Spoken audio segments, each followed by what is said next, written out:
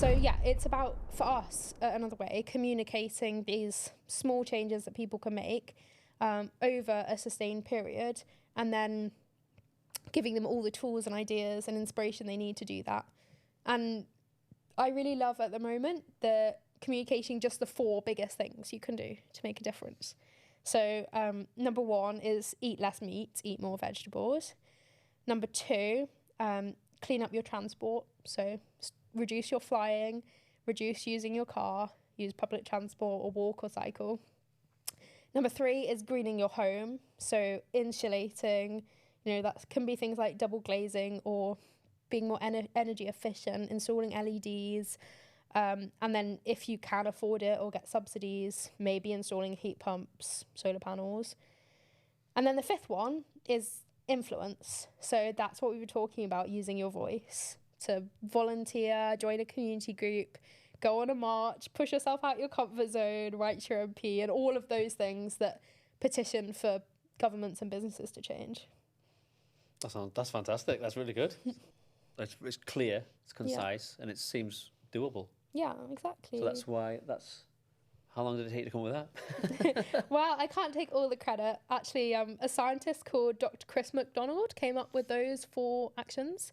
I added the 5th one, the influence. No, it's valid though. It's valid. Yeah, I think so. And he wrote a book called Operation Sustainable Human, and it's basically those 4 things. And his point is that if we start talking about, 100 things you can do for the planet, it just gets too overwhelming and complicated. So it's just cutting it down and simplifying it. And those are the most impactful things that any of us can do. So now I just communicate those, and I love it. So it's things like that you've got to sort of condense things and make it simple for people to understand, that they were likely to actually do or take action upon. It's like a call to action, isn't it? Yeah, and a lot of people, because there's this justice side of it as well, and the fact that while it's the wealthiest people who are most responsible for it, and therefore the ones who most need to change, there's a lot of actions that we can do if you don't have so much money, or if you can't afford to make these big changes, that actually save us money too. Things like saving energy, buying secondhand, walking or cycling, or taking local holidays instead of flying. All of these things are actually more affordable and accessible for everyday actions. And also just like eating less meat, eating more veg, not just good for the environment, but good for us. Yeah, exactly. So it's very... But those are the things that could be taught at school, or like the grassroots level, that people would just grow up going, well, that's rather than it becoming like this visionary thing that's going, everyone's like, oh yeah, that's a good way of thinking. What if people just grow up thinking like that? Yeah. Well, I hope that one day they will. I hope that they'll, love the world that they live in so much, and society, that they won't need to kind of wish or dream of a better world, because they actually live in it. It's also like with social media, we get constant reminders now of what's going on, like what's bad, what's good, what needs to change, what's not changing. So it's obviously now it's more like I don't think you can go past most days without hearing something about the environment, which is a good thing, but it's also a bad thing that it's having to be talked about like that in the first place. Yeah, I think the media has only just started to connect events and consequences of climate change with climate change.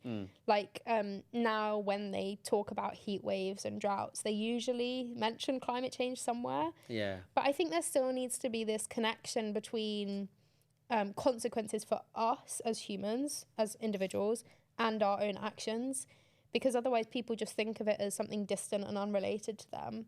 Whereas if we connect it to people's values, the fact that if you love coffee might not be here in a few years' time because there won't be the right weather conditions for it. Yeah. Or if you like playing golf, well, your golf course is going to be flooded.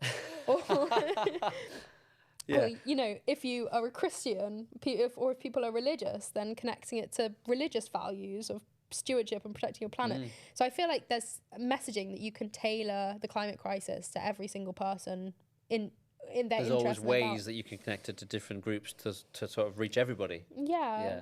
And health as well, like you mentioned, is such a massive thing, because pollution, climate change is massively affecting human health. The chemicals in our water from plastic and from agriculture causing cancer and chronic health issues. and air pollution causing asthma and millions of deaths a year, and increased heat as well is making old people and chronically ill people really vulnerable. So solving climate change is not just to save the polar bears, it's to save our own health as well. Yeah, it can all be packaged in a way that makes everyone aware of exactly what's going on. Hi, I'm Amy Bray. If you like this video, please subscribe for more content.